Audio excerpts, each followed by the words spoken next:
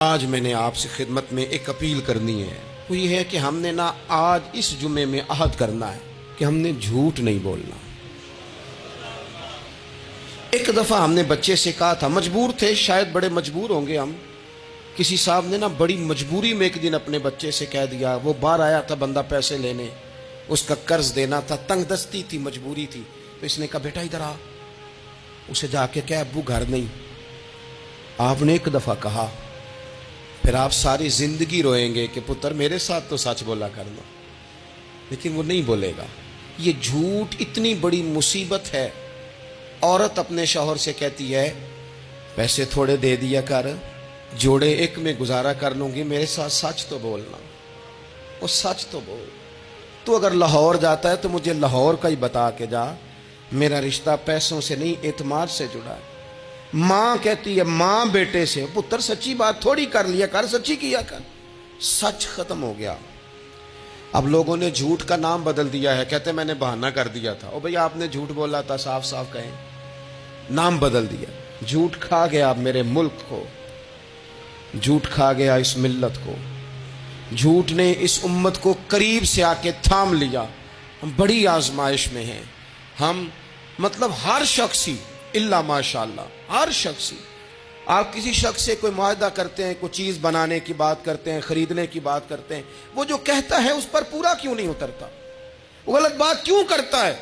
میرے نبی پاک علیہ السلام سے پوچھا گیا مومن بزدل ہوتا ہے؟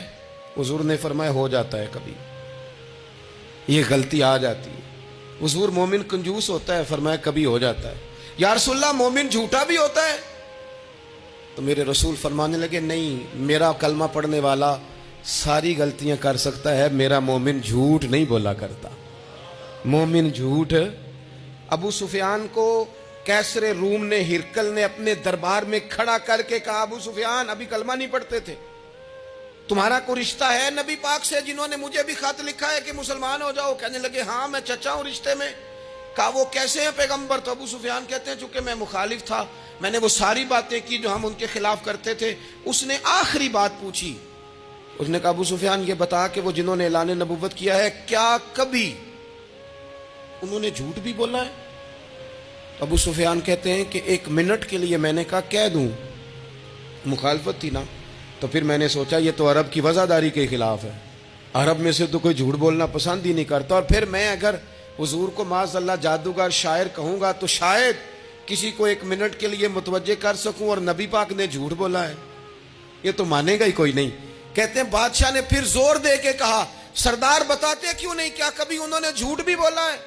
ابو سفیان کہتے ہیں میرے ہاتھ میں چھڑی تھی، میں نے زور سے زمین پہ ماری، میں نے کہا وہ میرے رشتے میں بھتیجے ہیں، میری سخت مخالفت ہے، میں ان کے خلاف میدانوں میں نکلتا ہوں، جنگیں لڑتا ہوں، کبھی وہ غالب آتے ہیں کبھی ہم آتے ہیں، لیکن میرے سامنے وہ پیدا ہوئے، میں نے ماں کی گود میں بھی دیکھا، دادا کے کندھوں میں بھی دیکھا، چچا کے گھر میں بھی دیکھا، سیدہ خدیجہ الکبریٰ کا دولہا بنے بھی دیکھا، ان کی 4 بیٹیاں ان کی گود میں کھیلتے دیکھی، اعلان نبوت کرتے دیکھا، لوگوں کو مخالفت کرتے دیکھا، میرے سامنے ان کے مقدس بال سفید ہوئے، میرا اختلاف اپنی جگہ پر بادشاہ میں قسم اٹھا کے کہہ سکتا ہوں اس محبوب کی زبان سے جب بھی نکلا ہے حق اور سچ نکلا ہے۔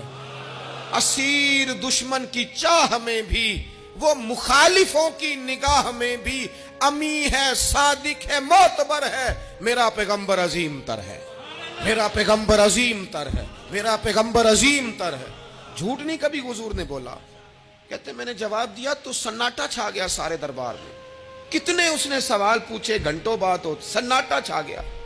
اور پھر بادشاہ نے اپنا پرنا اٹھایا، چادر اٹھائی، کندھے پہ رکھی اور جانے لگا، تو میں نے پیچھے سے پلٹ کے کہا بادشاہ اتنے تو نے سوال کیے، اتنے میں نے جواب دیے، رزلٹ کا بھی تو اعلان کرنا، نتیجہ بھی تو دینا، کیا نکلا؟ تو کہتے ہیں وہ جا رہا تھا، وہیں کھڑے کھڑے اس نے چہرہ میری طرف پھیرا اور کہنے لگا سردار نتیجہ تو نکل آیا ہے، رزلٹ تو نکل آیا۔ جس بندے نے کبھی بندوں سے جھوٹ نہیں بولا وہ یہ جھوٹ کیوں بولے گا کہ میں اللہ کا رسول بن کے آیا ہوں؟ نتیجہ تو نکل آیا، بات تو کلیئر ہو گئی، اب آگے کیا جانا ہے؟